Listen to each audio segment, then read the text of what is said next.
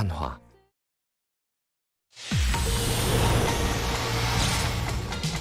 검찰이 조국 전 법무부 장관의 부인 정경심 교수에 대해 구속영장을 청구했습니다. 정 교수에게 적용된 혐의는 표창장 위조와 사모펀드 불법 투자 관련 의혹 등 11가지에 이릅니다. 정 교수의 영장 실질 심사 일정은 내일 결정될 전망입니다. 정경심 교수 측 변호인단은 딸의 입시 문제는 재판을 통해 해명될 것이고 사모펀드 부분은 검찰이 오촌 조카의 잘못을 정 교수에게 더 씌운 것이라고 주장했습니다. 증거인멸 혐의도 사실 확인을 위한 노력과 해명의 과정으로 봐야 한다고 말했습니다. 군인권센터가 재작년 탈핵 촛불 집회 당시 옛 기무사가 작성한 계엄령 문건을 공개했습니다. 국가안전보장회의 NSC를 중심으로 정부 내 군 개입 필요성이 언급됐는데 당시 NSC 의장은 자유한국당 황교안 대표였다고 센터 측은 밝혔습니다. 지난해 우리나라에 난민 신청을 한 외국인이 16,000명에 이릅니다. 하지만 심사 인력이 부족해 면접 기회를 얻는 데에만 1년이 걸리고 있습니다. 법무부의 난민 심사 현장을 찾아 문제점을 짚어봤습니다. 수도권에서 올가을 들어 처음으로 고농도 미세먼지 예비 저감 조치가 시행됐습니다. 미세먼지 농도는 경기도와 충북 일부 지역에서 나쁨 단계까지 내려갔습니다. 내일도 비슷한 수준의 미세먼지가 이어질 전망입니다. 박영선 중소벤처기업부 장관이 최근에 광고 논란을 빚은 유니클로의 한국 지사에 대해 사업 조정 대상이 될 수도 있다고 경고했습니다. 사업 조정 대상으로 선정되면 골목상권 내 점포 개설 등이 제한됩니다. 전북 익산에서 10대 청소년 2명이 여중생을 폭행하는 영상이 공개돼 논란을 빚고 있습니다. 경찰이 가해자와 피해자를 찾아 조사를 벌이고 있습니다.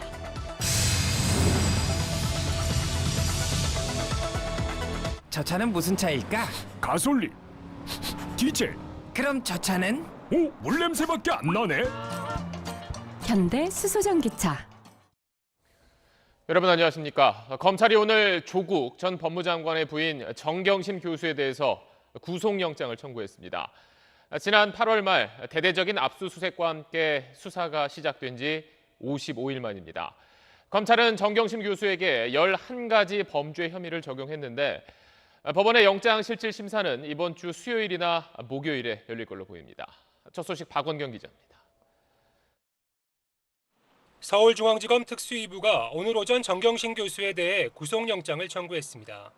지난 8월 27일 30여 곳을 압수수색하며 공개 수사에 착수한 지 55일 만입니다.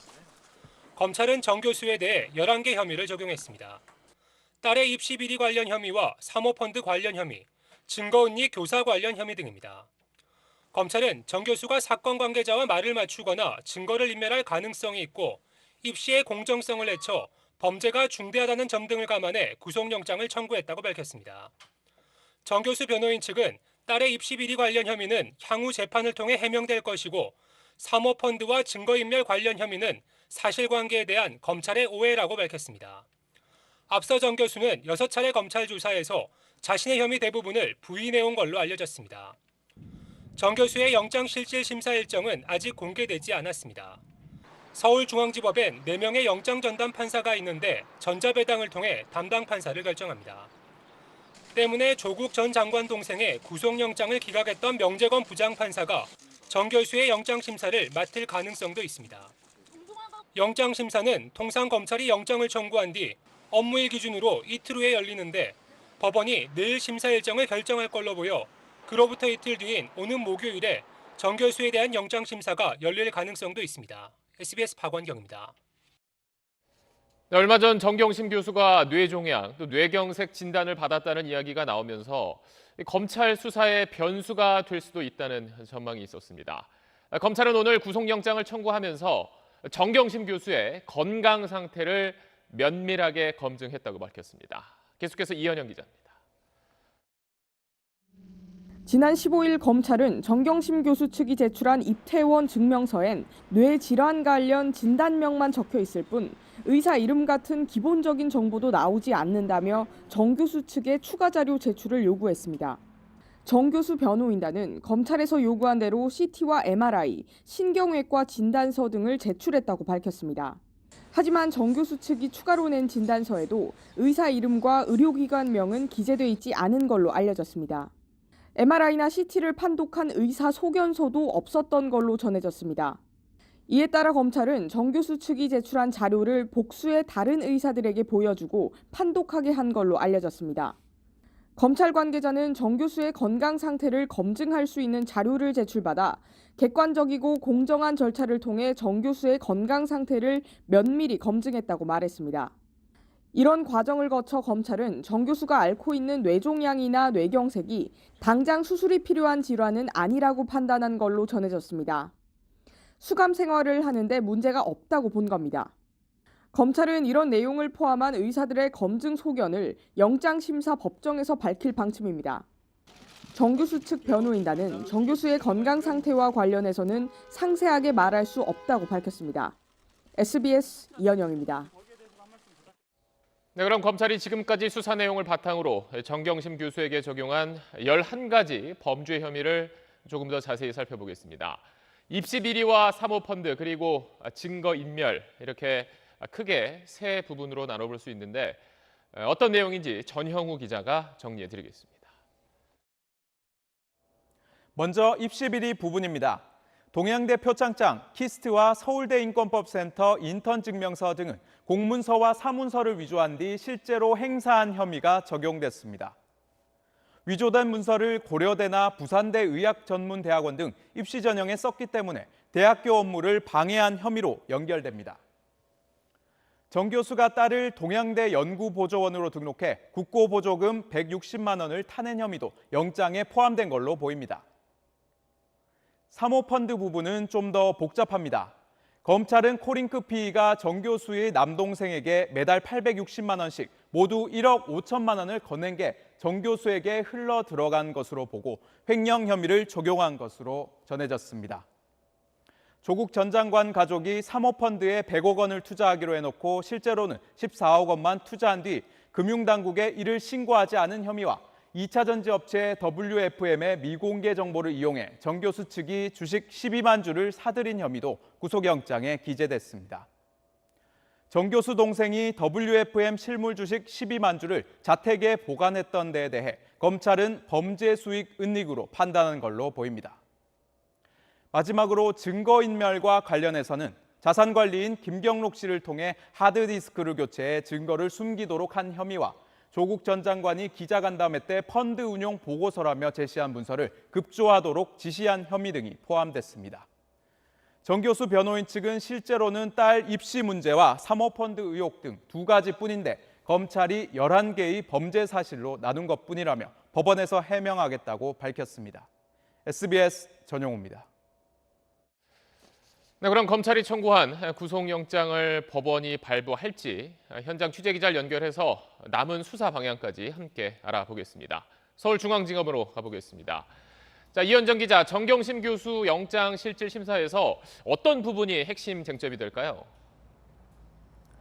네, 아무래도 정 교수의 건강 상태가 가장 큰 변수로 꼽힙니다. 꾀병 논란이 벌어졌던 조국 전 장관의 동생은 본인이 영장 심사를 포기했는데도 법원에서 건강상의 이유 등을 들어 영장을 기각했습니다. 당시 수사팀이 의사 출신 검사까지 투입해 병이 심각하지 않다고 판단했는데 법원은 검찰 의견을 받아들이지 않았습니다. 이번에도 정 교수의 건강 상태에 대한 검찰의 판단을 법원이 받아들이지 않을 가능성을 배제할 수 없는 상황입니다.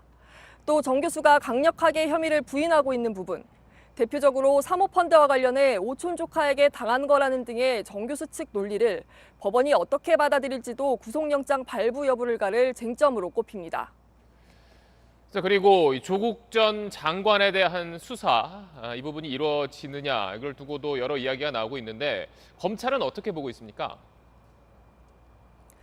네, 정 교수의 영장 심사 결과가 앞으로 검찰 수사 일정의 변수가 될 수는 있지만 정 교수가 구속되든 아니든 조국 전 장관에 대한 수사는 불가피하다는 게 검찰 판단입니다.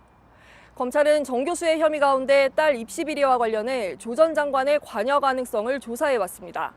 특히 서울대 공익인권법센터 인턴십 증명서 발급 과정에 조 전 장관의 역할이 있었을 걸로 검찰은 의심하고 있습니다.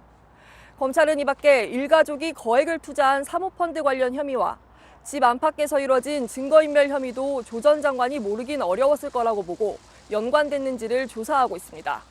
따라서 정 교수의 신병 처리가 결정되면 바로 조 전 장관을 소환해 조사에 나설 전망입니다. 지금까지 서울중앙지검에서 전해드렸습니다. 네, 다음 소식 넘어가겠습니다. 한동안 잠잠하던 미세먼지가 다시 찾아왔습니다. 올가을 들어서 처음으로 미세먼지 줄이기 위한 조치가 시행됐습니다. 오늘 밤에는 또 중국에서 미세먼지가 넘어오면서 내일 수도권과 충남에선 하늘이 뿌옇게 보이겠습니다. 정구희 기자입니다. 새벽 6시부터 차량 2부제가 실시된 서울 정부종합청사. 출근길 착수 차량들이 입구에서 왔던 길을 되돌아갑니다. 오늘 미세먼지 저감 조치 때문에요. 그 짝수 차량은 안 되거든요. 예, 다른 외부 주차장 이용해 주실 수 있습니다. 공회전 차량과 자동차 배출가스도 집중 단속 대상이 됐습니다. 남산 위에서 본 서울 도심엔 뿌옇게 퍼져 있는 미세먼지를 확인할 수 있습니다. 오늘 날씨는 조금 쾌청한 것 같은데요. 미세먼지가 좀 있는 것 같고요. 수도권의 미세먼지 농도는 예상보단 낮았습니다. 하지만 중국발 미세먼지의 길목인 서해 백령도는 초미세먼지 농도가 나쁨 기준인 세제곱미터당 35 마이크로그램을 넘어 48 마이크로그램까지 치솟았습니다. 서해대교를 희미하게 가려버린 충남 지역의 초미세먼지 농도도 39 마이크로그램을 기록했습니다.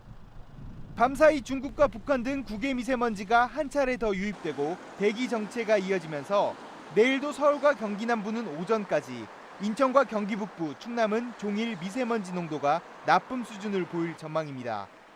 하지만 환경부는 수도권 미세먼지가 50 마이크로그램은 넘지 않을 것으로 보인다며 내일 비상저감 조치는 발령하지 않는다고 밝혔습니다.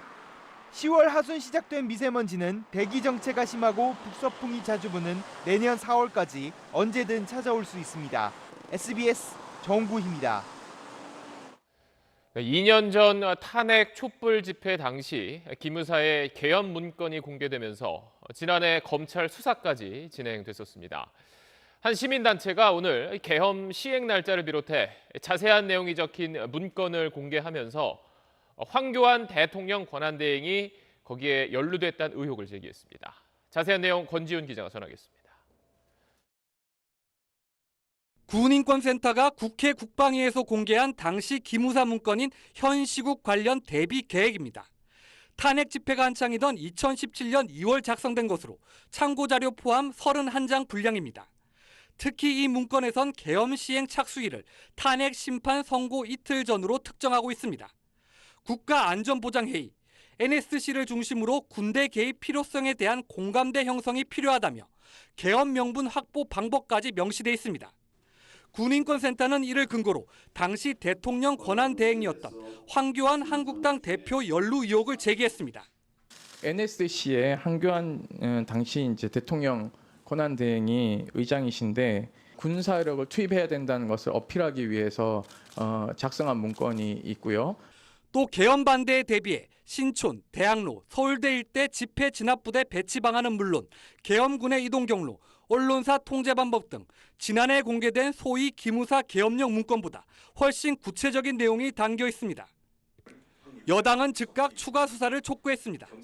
반면 한국당은 이미 문제없다고 결론난 사안으로 명백한 가짜뉴스라며 여당을 배후 세력으로 지목해 법적 대응을 거론했습니다. 이 공당의 당 대표까지 거기다가 개입했을 가능성을 이렇게 이제 거론했단 말이에요. 여기 대해서는 법적 대응 조치가 반드시 있어야 된다. 지난해 기무사 문건을 수사한 군검합동수사단은 핵심 관계자인 조현천 전 기무사령관이 해외 도피하면서 문건의 성격과 윗선 보고 여부 등에 대해 최종 결론을 미룬 상태입니다. SBS 권준입니다. 갈수록 더 심각해지는 악성 댓글, 악플에 대한 우려와 분노가 커지고 있습니다. 다른 이의 목숨까지 앗아갈 수 있는 악성 댓글을 다는 사람들을 더 무겁게 처벌하는 법을 만들자는 목소리가 이어지는 가운데 오늘 국회에선 인터넷 준실명제를 도입해야 한다는 이야기도 나왔습니다. 어떤 내용인지 안서현 기자가 보도합니다. 가수 겸 배우 아이유의 소속사는 지난주 악성 댓글에 대한 고소장을 검찰에 접수했습니다. 무분별한 악성 댓글과 허위 사실 유포로 명예훼손, 성적 희롱 등의 정도가 심각하다면서 앞으로는 합의나 선처 없이 강력히 대응하겠다고 밝혔습니다. 국내 연예인 단체들도 악플과의 전쟁을 선언했습니다. 회원사들이나 소속 아티스트들이 피해를 입는 걸 방지하기 위해서 어떤 수사기관에 의뢰도 할 것이고요. 오늘 방송통신위원회 국정감사에선 인터넷 준실명제 도입 필요성이 강하게 제기됐습니다. 현재는 일부분이 생략되는 온라인 댓글의 아이디 전체와 IP도 공개해 작성자의 책임을 강화하자는 겁니다. 저는 준실명제가 도입을 해야 된다 생각하고 제가 법안 발의를 준비를 하고 있습니다. 네, 저희도 검토하겠고요. 네. 법안이 발의되면은 뭐 저희들이 적극적으로 지원할 수 있도록 노력을 해보겠습니다. 청와대 국민청원 게시판에는 설리의 이름을 딴 최진리법을 만들어달라는 청원이 올라와 현재 2만 명 이상의 동의를 받았습니다. 국내에서 인터넷 실명제는 지난 2007년 도입됐다가 위헌 결정으로 5년 만에 폐지된 바 있습니다. 하지만 학계와 전문가들은 페이스북 등 실명 기반 SNS 환경에서도 이미 악플이 확산하고 있다는 점에서 다른 대안을 거론하고 있습니다. 여성에 대한 인격 모독 등 혐오와 차별의 표현과 발언에 법적 책임을 강화하는 차별금지법 제정이 필요하다는 겁니다. 단순히 어떤 처벌법 하나를 만들자는 이야기가 아니라 차별 금지하는 그런 사회적인 분위기를 조성하고 서로가 서로를 존중하는 그런 통합적인 사회 문화를 만들어내자는 것이거든요. 무분별한 악플은 얼굴 없는 살인 행위가 될 수 있다는 비판 속에 해법을 찾자는 목소리가 높습니다. SBS 안서연입니다. 무책임하게 내뱉는 악성 댓글은 표현의 자유와는 분명히 구분되어야 합니다. 이런 악플에 대해 이제는 더 이상 참지 않고 적극적으로 대응하겠다는 연예인도 늘고 있는데 그럼 고소 고발을 통해서 악플 다는 사람들을 제대로 처벌할 수 있는지 이경원 기자가 사실은 코너에서 전해드립니다.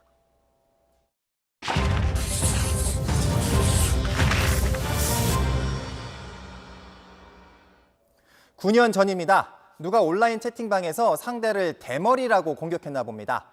화가 난 사람이 명예가 훼손됐다며 고소했는데 1심 재판부 대머리는 표준어에 해당한다며 무죄를 선고합니다. 반면 2심 재판부 대머리가 부정적 의미일 수 있다며 벌금 30만 원을 선고하며 원심을 뒤집었는데 최종심은 온라인 게시글에 지나친 제약이 있으면 안 된다면서 무죄 취지로 판단을 또 바꿉니다. 명예훼손죄, 모욕죄는 같은 사건, 같은 표현인데도 결과가 이렇게 갈릴 정도로 어려운 문제입니다. 물론 원색적인 욕설 댓글을 남긴다든가 직접적으로 외모를 비하한다든가 이러면 일반적으로 처벌되는 건 당연합니다만 요즘 인터넷 신조어 때문에 모욕 방식이 많이 다양해졌습니다. 판단이 더 어려워졌습니다. 가령 상패녀라는 신조어가 있습니다. 주식 상장 폐지에 빗대 여성으로서의 인생이 끝났다는 여성 혐오 표현인데 이 말이 모욕적이라며 고소했다가 청구가 기각된 사례도 있고요. 요즘 온라인에 자음의 초성을 딴 욕설들 꽤 많이 볼 수 있죠. 역시 기각 사례가 많습니다. 뭐가 모욕이고 뭐가 명예훼손인지 모호한 상황. 법조계에서는요. 판사마다 악플에 대한 감수성이 달라 판단이 갈린다. 그렇다고 무작정 벌금과 최대 형량 올리는 것도 근본적 해결책이 될 수 없다는 지적이 나옵니다. 법조계 내 공론화가 먼저라는 소리겠죠. 주요 사안이 있을 때 법조계에서는 학회나 연구단체 혹은 위원회 만들어서 자주 논의하는데 악플이야말로 이젠 제대로 논의해야 할 때가 아닌가 싶습니다. SBS 이경원입니다. 문재인 대통령이 오늘 종교 지도자들을 만나서 사회 갈등과 공정의 문제에 대해서 언급했습니다. 그러면서 개혁 과제들이 정치적인 공방거리가 되면서 갈등이 일어나고 있다고도 말했습니다. 갈등의 원인이 정치권에 있다는 겁니다. 먼저 김정윤 기자입니다. 조국 정국 이후 청와대가 국민 통합을 위해 마련한 종교 지도자 간담회. 문재인 대통령은 통합 대신 갈등으로 치닫는 사회 현상부터 언급했습니다. 국민 통합이라는 면에서는 우리들 나름대로는 뭐 협치를 위한 노력을 하기도 하고 그러나 뭐 이렇게 크게 그렇게 뭐 진척이 없는 것 같습니다. 갈등 원인에 대한 진단은 정치권을 향했습니다.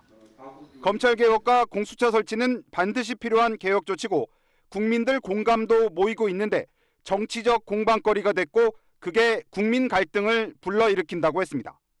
총선이 점점 다가오기 때문에 이런 정치적 갈등은 더 높아지고 또 그 정치적 갈등은 곧바로 또 국민들 사이의 갈등으로 더 증폭될 그런.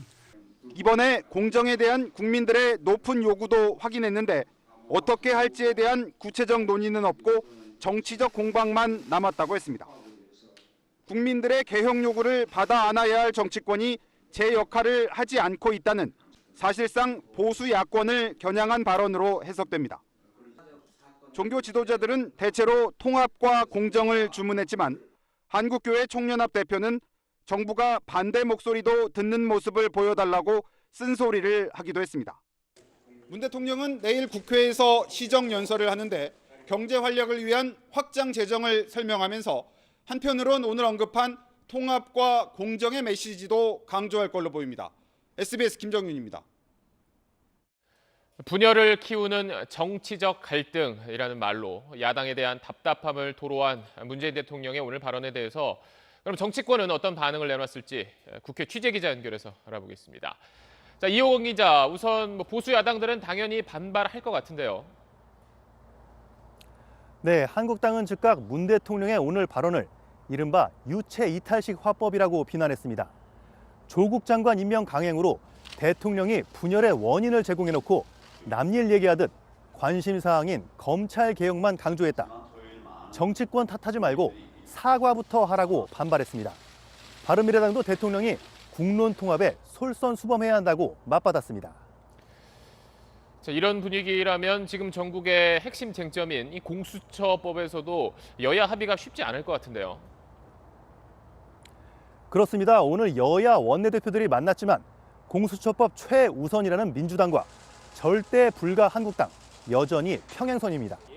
이런 상황에서 핵심 변수인 소수 야당들 오늘 일제히 입장을 냈는데 예상대로 선거법 보고하겠다는 겁니다. 바른미래당 손학규 대표입니다. 여야 합의를 어겨가면서까지 검찰 관련 개혁법을 먼저 처리하고 그 뒤에 선거제도 개혁한다. 누가 믿겠습니까? 민주당 이인영 원내대표는 SBS와 통화에서 한국당을 제외한 여야 4당 공조가 중요하다면서 공수처법 선처리 방침의 변화 가능성을 시사했습니다. 자, 이렇게 전국이 꽉 막혀 있는 상황에서 대통령이 내일 국회 시정연설을 합니다. 거기에서 어떤 돌파구가 만들어질 수 있을까요? 네, 현재 대치 국면에선 전국 돌파구보다는 갈등이 예산 심사로 번질 가능성이 더 커 보입니다. 문 대통령은 시정연설에서 513조 5천억 원 슈퍼 예산의 필요성, 재정 확장의 중요성을 역설할 계획인데요.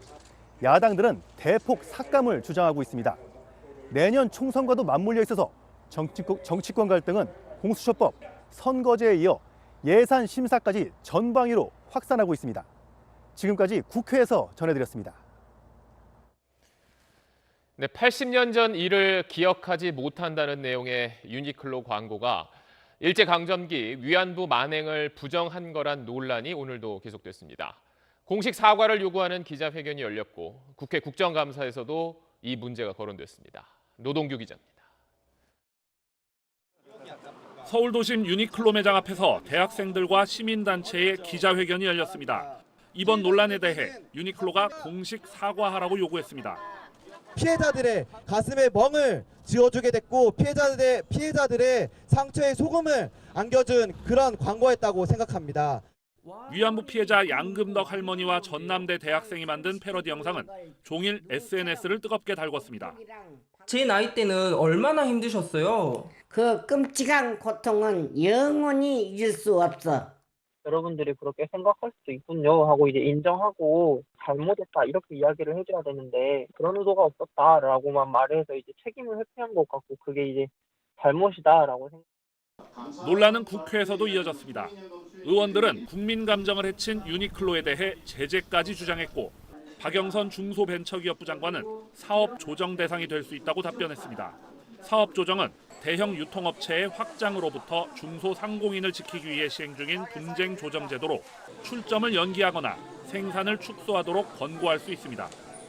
해당이 될 수 있습니다. 왜냐하면 유니클로를 운영하는 주식회사 FRL 코리아라는 곳이 현재 우리나라 대기업의 계열사 투자이기 때문에 박 장관의 발언에 대해 경영계는 외국 투자자들의 한국 출점이나 사업 확장에 대한 불확실성을 가중시킬 수 있다며 우려를 제기했습니다.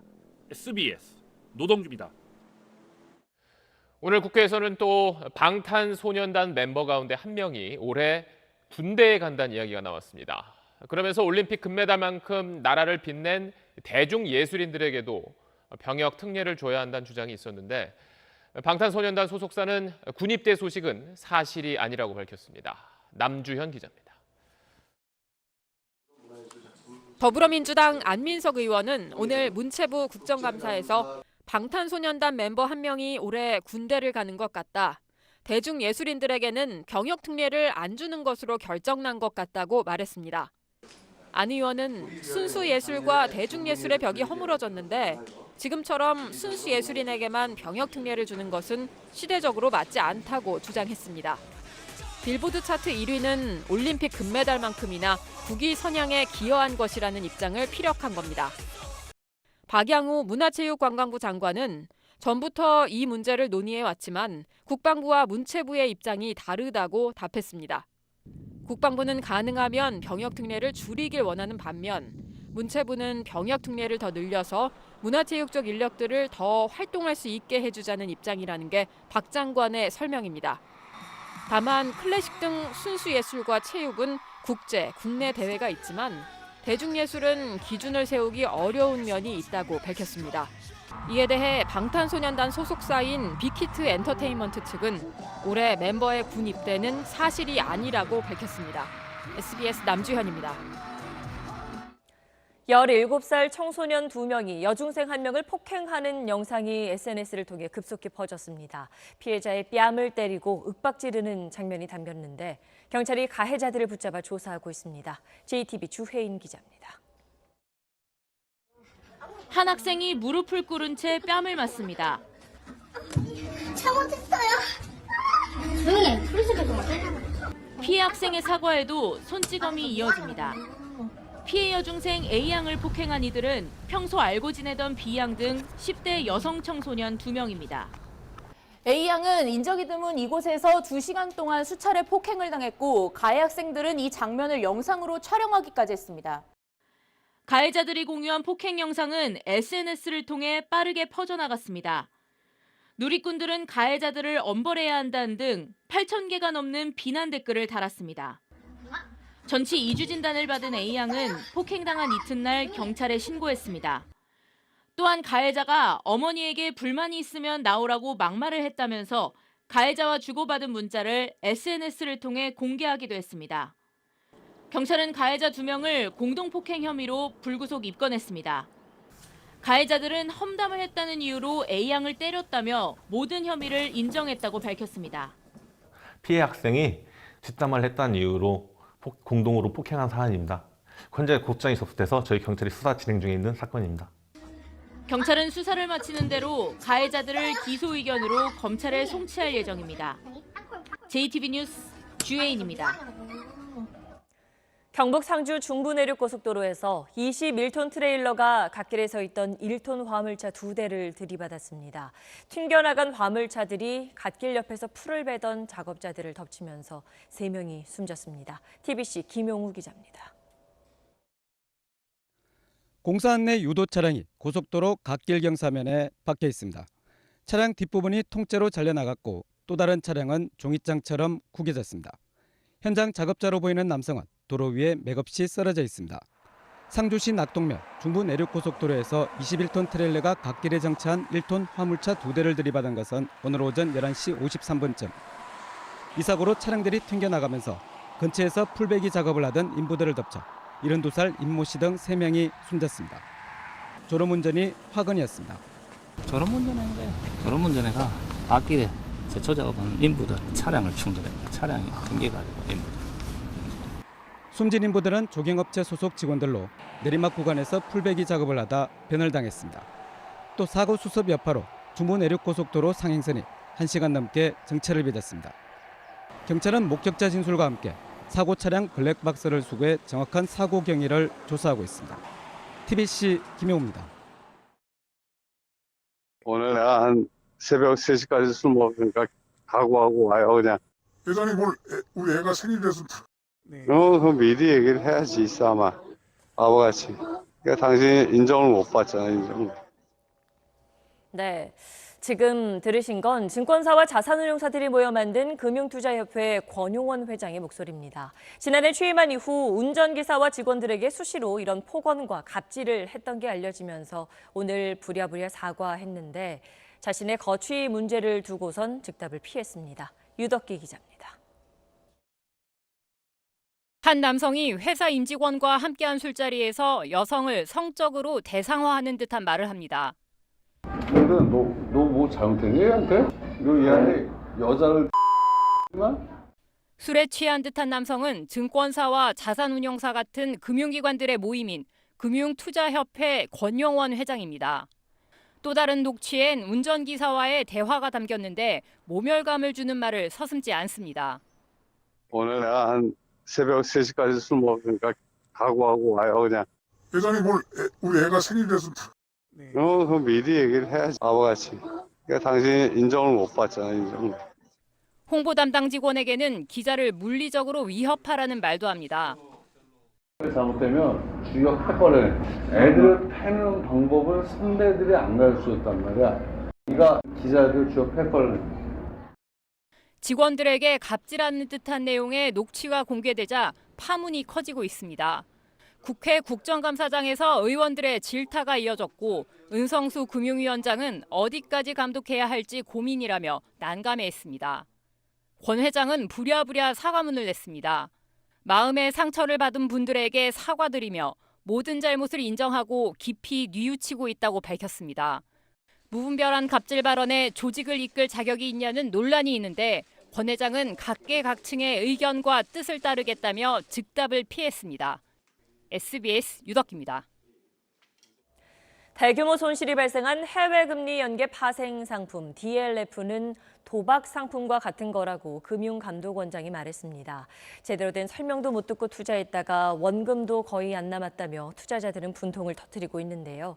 정작 관련 있는 외국계 투자은행들은 이 상품 수수료로 77억 원을 챙긴 걸로 드러났습니다. 손형환 기자입니다. 국회 정무위원회 종합감사에서 윤석헌 금융감독원장이 우리은행과 하나은행이 판매한 해외 금리 연계 파생 상품 DLF에 대해 작심한 듯 발언합니다. 국가 경제에 도움이 되는 부분이 하나도 없어요. 그러니까 일종의 갬블 같은 거를 이 사람들이 만들어낸 것입니다.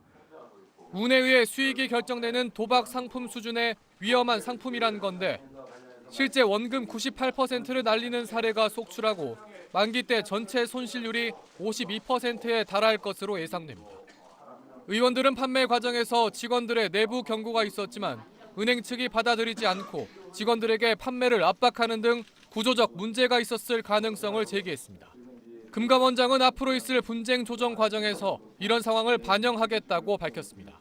단순한 판매 시점에서 발생하는 그런 문제뿐 아니라 전체적으로 어떤 그 체계의 문제가 있었다라는 관점에서 그거를 보상으로 연결시키는 방법도 고민을 해보겠습니다. 투자자들은 손실 위험에 노출됐는데도 관련 금융회사들은 적잖은 수익을 챙긴 것으로 드러났습니다. 특히 외국계 투자은행들은 국내 증권사들이 입을 수 있는 위험을 떠안는 조건으로 총 77억 원의 수수료를 챙겼습니다. 또 국내 증권사들은 발행 수수료로 9억 7천만 원, 은행들은 판매액의 1%가량을 수수료로 가져갔습니다. SBS 손형환입니다.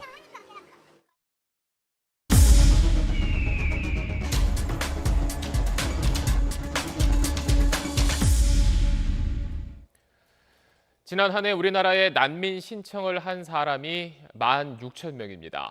그런데 그걸 심사하는 사람은 100명도 안 됩니다. 난민 신청하고 면접 보는데 1년이 걸리기도 한다는데 오늘 이슈 리포트 깊이 있게 본다에서 난민 심사 문제 짚어보겠습니다. 원종진 기자, 정경윤 기자가 함께 전해드립니다. 이른 아침 서울 출입국 사무소 외국인청. 1층부터 3층까지 긴 줄이 늘어서 있습니다. 난민 신청을 받는 사무실 문이 열리자 번호표를 받으려는 신청자들이 몰려듭니다. Okay, one by one, please. Hold your passport, please. Coming. 난민 신청 접수가 시작되기 1시간 전인데도 벌써 이렇게 복도 앞과 계단까지 신청자들의 줄이 쭉 늘어서 있습니다. 하루 평균 60명 정도가 난민 신청 심사를 받는데 보통 한 번에 끝나지 않고 서류를 갖춰서 여러 번 와야 되기 때문에 이렇게 긴 줄이 매일같이 늘어서 있습니다. 우리나라는 1994년부터 난민 신청을 받기 시작했는데 2013년 난민법이 제정된 뒤 신청자 수가 크게 늘었습니다. 지난해엔 역대 최대인 16,000여 명을 기록했습니다. 터키에서 종교적 박해를 피해 지난달 한국에 온 이 남성은 한국인 목사와 동행했습니다.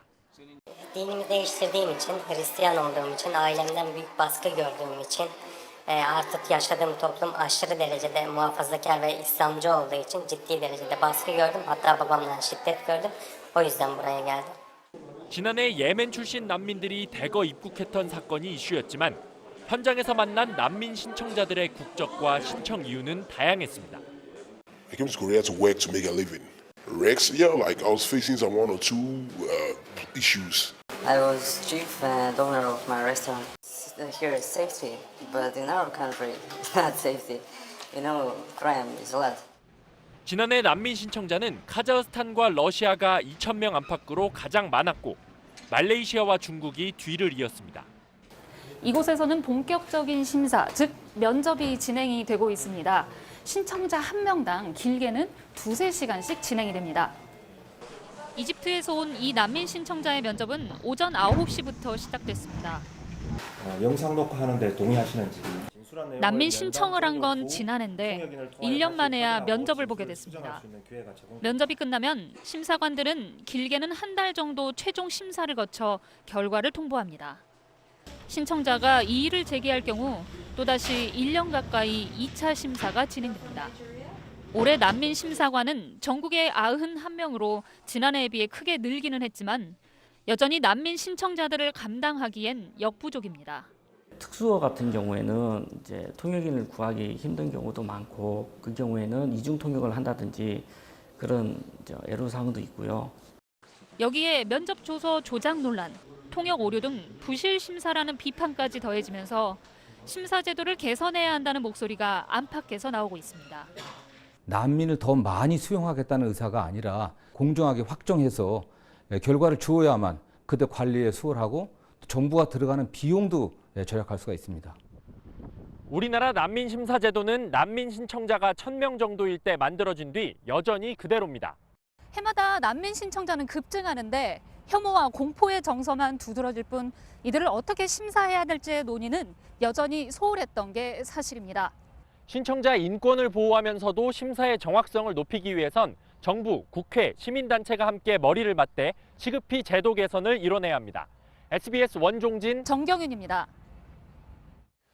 남미에 있는 나라 칠레에서 최근 격렬한 시위가 계속되고 있습니다. 지하철 요금을 우리 돈으로 50원 정도 올린 게 시작이었습니다. 배경에는 불평등에 대한 칠레 사회의 뿌리 깊은 분노가 자리하고 있습니다. 류희준 기자입니다. 시위대가 지하철역으로 몰려갑니다. 요금을 내지 않고 뛰어들어가거나 회전문을 부술기세로 마구 흔들어댑니다. Bueno que los jóvenes salgan a protestar porque subieron el pasaje, porque igual en vez de subir el 지난 6일 칠레 정부가 지하철 요금을 우리 돈으로 50원 정도 올린 게 시위의 발단이 됐습니다.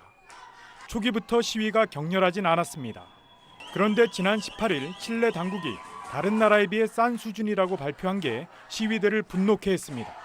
지하철역에 불을 지르고 버스까지 태웠습니다. 상점 유리를 깨고 들어가 방화하고 진열 상품들을 들고 나갔습니다. 그동안 체포된 사람이 1,500명이 넘고 어제 하루에만 40여 건의 약탈 사건이 벌어졌습니다. 주말 사이 화재와 방화로 8명이 숨졌습니다. 수도 산티아고와 주요 도시에 30년 만에 비상사태와 야간 통행 금지가 선포됐습니다. 칠레는 소득 상위 1%가 전체 부의 4분의 1을 소유하고 하위 50%는 부의 2.1%를 나눠 가질 정도로 빈부 격차가 심합니다. 월급의 30%를 출퇴근 대중교통 요금에 쓰는 저소득층의 누적된 불만과 고물가 그리고 잦은 공공요금 인상이 이번 사태를 촉발시켰다는 분석입니다. 외교부는 격렬한 시위가 벌어지고 있는 칠레에 여행 자제 경보를 발령했습니다. SBS 류희준입니다. 태풍이 여러 번 지나간 부산 해수욕장의 물속 모습입니다. 휩쓸려온 각종 고철과 쓰레기, 돌덩이가 가득해 관광객들을 위협하고 있는데요.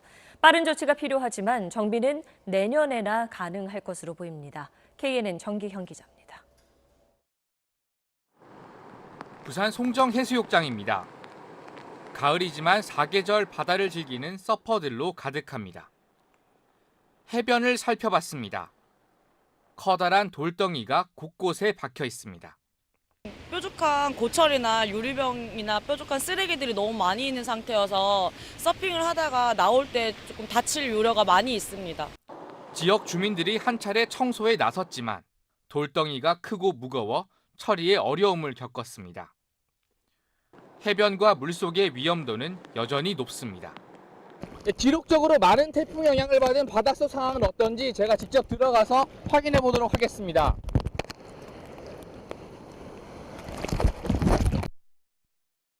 녹슨 철제 배관이 깊숙이 박혀 있습니다. 돌덩이와 마대자루도 쉽게 찾을 수 있습니다. 금속 구조물과 돌덩이를 밟고 다치는 사례가 늘고 있습니다. 10원짜리 동전 만하게 한번 찍혔었거든요. 안에 막 피하 지방이 막 드러나가지고 혹시나 감염 위험성 있을까 봐. 태풍 영향으로 대량의 모래가 쓸려가면서 묻혀있던 것들이 드러난 것으로 추정됩니다. 떠밀려온 쓰레기도 많은 것으로 보입니다. 실태조사에 예산 확보까지 해야 해서 안전을 위협하는 해변의 정비는 빨라야 내년 이후에나 가능할 것으로 전망됩니다. KNN 정기영입니다. 다자간 무역협상에서 우리나라는 농업 부문에 한해 개발도상국 지위를 유지하고 있는데 트럼프 미국 대통령이 잘 사는 나라들은 이런 특혜 내려놓으라고 압박하고 있습니다. 우리 정부는 이르면 이번 주 이 개도국 지위를 포기할지 최종 결정할 예정입니다. 화가은 기자의 보도입니다. 트럼프 대통령이 잘 사는 나라는 개발도상국 특혜를 내려놓으라며 제시한 시한은 23일. 이를 이틀 앞두고 유명희 통상교섭본부장이 오늘 미국으로 떠났습니다. 미국 무역대표부 등과 만나는데 현안 가운데 하나가 한국의 개도국 지위 변경 여부입니다. 정부는 개도국 지위를 더 이상 유지하지 않는다는 데 무게를 두고 있는 것으로 분석됩니다. 최근 개도국 지위를 포기하더라도 당장 바뀌는 게 없다는 점을 강조하고 있는 점이 근거로 제시됩니다. 현재 우리가 개도국으로 혜택을 보는 분야는 농업 분야가 유일한데 이 부문의 WTO 협상이 10년 넘게 이뤄지지 않았고 앞으로 예정된 협상도 없습니다. 다음 협상이 이뤄지기 전까지는 현재 상황이 그대로 유지되는 겁니다. 반면 개도국 지위를 지키려 할 경우 미국과 적잖은 통상 분쟁이 우려됩니다. 미국과는 자동차 관세 문제나 환율 조작국 지정, 방위비 분담금 협상 등 예민한 협상을 앞두고 있습니다. 국민들은 농업 경쟁력이 취약한 상황에서 개도국 특혜를 유지하지 못하면 생존권이 위협받을 것으로 우려하고 있습니다. 미국 대통령 말 한마디에 벌벌 떨며 개도국 지위를 포기한다고 선언하지 말고 농민과 머리를 맞대고 대책을 수립하라. 정부는 이르면 오는 금요일 장관회의를 통해 개도국 지위와 특혜를 계속 주장할지 여부를 최종 확정할 계획입니다. SBS 화강민입니다. 우리나라 고유종인 구상나무가 지리산에서 매년 1,000그루씩 말라 죽고 있는 걸로 조사됐습니다. 기후변화로 인해 수분이 충분히 공급되지 않으면서 최근 10년 사이 피해가 크게 늘었습니다. 이용식 기자입니다. 구상나무 군락지인 지리산 돼지령 근처입니다. 가지만 앙상하게 남은 채 하얗게 말라 죽은 구상나무들이 늘어서 있습니다. 꺾이고 쓰러진 나무도 상당수입니다. 푸른 잎을 띤 성한 나무는 찾아보기 힘들 정도입니다.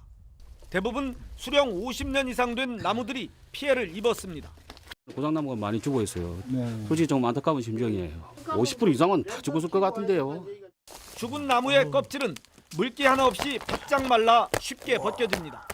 해발 1,500m 이상 되는 고지대에서 사는 구상나무는 우리나라에서만 자생하는 고유종입니다.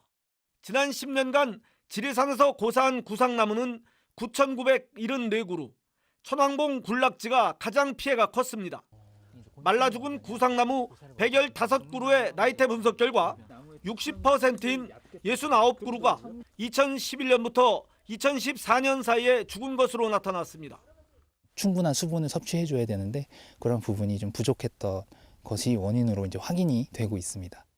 기상 관측 결과 2012년부터 지난해까지 반야봉은 연평균 기온이 0.79도 높아졌고 봄철 강수량은 줄었습니다. 국립공원연구원은 지리산, 설악산 등 6개 국립공원 내 고산 침엽수 7개 종의 기후변화 영향을 조사하고 있습니다. SBS 이용식입니다.